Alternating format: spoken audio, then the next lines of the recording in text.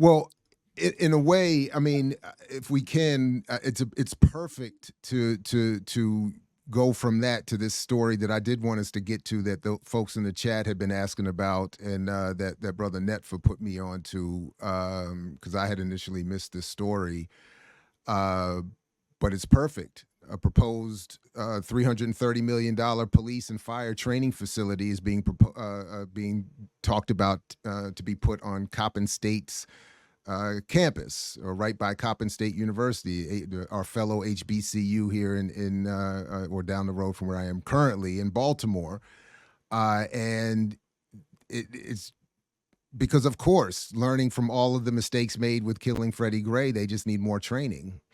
So as the Baltimore Banner is reporting here, a proposal for a new joint training facility for Baltimore's police and fire departments on Coppin State University campus has come back with a whopping price tag of $330 million. Why Coppin State, though? Why don't y'all put it on Goucher's campus? Why Coppin? Like, it's so intentional. Anyway, I'm sorry, I didn't mean to cut you off. No, not at all. And that's a great question. A preliminary design report was posted to the Maryland Stadium Authority website August 17th, and it outlines two possible sites on the campus of the historically Black university in West Baltimore that would, right down not far from where Freddie was killed, that would offer classroom and training space for the city's two police safety agencies. The Coppin State project, pushed for nearly a decade and more, formally explored starting in 2021, received renewed attention this week when a top police department official described it as a tactical village, drawing comparisons to the so-called Cop City project in Atlanta that has been the subject of protests. But the controversial Atlanta project cost $90 million, a fraction of the proposed plans for the Baltimore facility. About $30 million of the Atlanta facility came from taxpayer funds, with the rest cobbled together from private donations. The mayor's office told Baltimore Banner the proposals remain in a very conceptual phase, with initial feasibility studies just being assessed.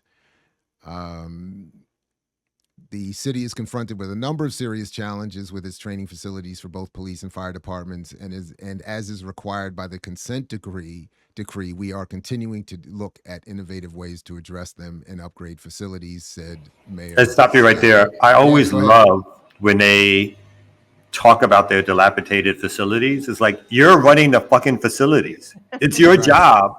So why is this always an excuse to spend literally hundreds of millions of dollars? And in Atlanta, to be clear, this Cop City is not that price tag in Baltimore, but well over 100 million. But they're always talking about how their facilities are in disrepair, and it's like, it's your job to keep them up. Yeah. So is for you doing a bad job, now you get a reward of a multi-million-dollar brand spanking new because you let the other facility go into disrepair. It's as you're talking, it's wild, because that's again what their argument is with the contractors right here in my little Hickory Ridge village, that the Kimco Corporation that owns the village has through inattention and simultaneous price raising assured that the place becomes a ghost, like everything falls apart, and then everybody starts saying, no, we need something new, come in with something new, and they're like, sure, we just happen to have a plan. we just happen to have something ready for you, and in this case it's a $300 million facility. Did I understand that this would be a joint Baltimore County and Baltimore City training facility? I'm sure everybody gonna come and train at this. Oh, I didn't. Did I missed that? Even as I'm reading the story, I didn't catch that part. I may have imagined that detail, but I thought I had either read that or heard that.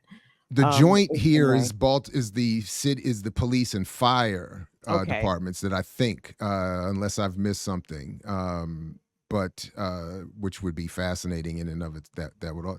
But I also am not clear on what the consent decree is, so I don't know if I don't. It's probably they're still probably under the same consent decree that the last guest was speaking about. Okay, right. Okay. That the whole police department is supposedly under review. Oh, right, right. Changes, civil rights, blah blah blah. That never really do anything.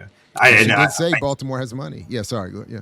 Oh, no, I was just going to say, I doubt the consent decree talks about the need for a plush, brand new tactical village. But, again, they'll use any reason to explain their largesse towards the police. Yeah.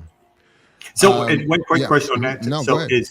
if it's on, so they're in negotiation with a historically Black college to place it on the Black college campus. Is that my understanding? Is that that's what it seems to be saying here? But it just says I'm just not clear. I'm catching up to this. So discussion of the the discussion of the Coppin facility dates to at least 2015, when Mosby, at the time, that's Nick, not Marilyn, her husband, at the time, councilman representing West Baltimore, expressed a desire to see such a facility and sponsored a resolution. Jesus. We're working with Coppin State University because I'm going to double train police officers, Pugh said. That is then Senate President Mike Miller and then Mayor Catherine Pugh in 2018 said that she was going to double train police officers. I've got to have another training facility, she said at the time. U.S. District Judge James K. Bradar, who is overseeing the police consent decree reforms, also said in 2019 that building a new police training facility should be a top priority of city leaders, and the state should pitch in. Oh my God. It used to be north of Pimlico Race Course. In 2019, amid discussions of moving to Coppin, the city announced plans to relocate the academy to the University of Baltimore at a cost of $6.8 million over 5 years. So am I reading that? It went from 6 to 300? In addition to what Baltimore Sun describes as hundreds of thousands of dollars for parking and other fees. So this is I can't admit. So we started with the Mama's Biscuits clip earlier in the show. While Mama's Biscuits was performing, then I believe super celebrity on campus and Kappa fraternity member Antonio Hayes was running Frostburg's campus, and he is now an elected leader in Baltimore in support of this project. So it's just always weird to see that, to be aware that people I went to college with and have seen as young people in other circumstances are now bringing in favor of bringing $300 million facilities to Coppin. So